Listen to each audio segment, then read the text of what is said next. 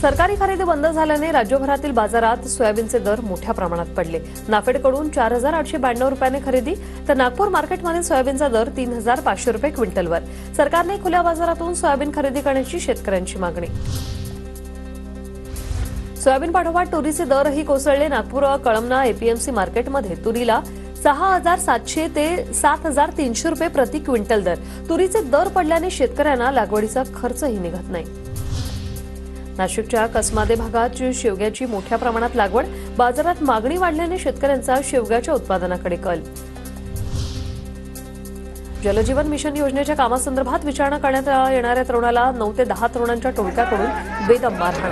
जालन्याच्या जाफराबादमधील देवळेगव्हाण गावातील घटना।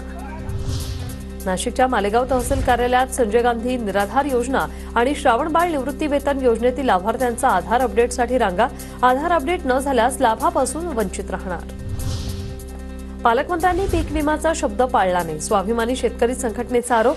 तर पूर्णा तालुक्यातील धानोरा काळेमध्ये गोदावरी नदीपात्रात आमरण उपोषण करण्याचा इशारा।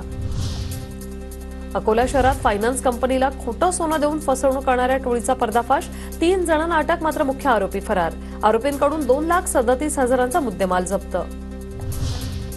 साताऱ्याच्या कराडमध्ये उपमुख्यमंत्री एकनाथ शिंदेंच्या वाढदिवसानिमित्त रोड सेफ्टी मॅरेथॉन स्पर्धेचं आयोजन। आमदार मनोज घोरपडेंच्या हस्ते बक्षिसाचं वितरण। परभणीत जागतिक कीर्तीचे विपश्यना सेंटर उभारणार म्यानमारचे भिक्खू डॉ. आशिन उत्तम थारा, असे यादव यांची माहिती।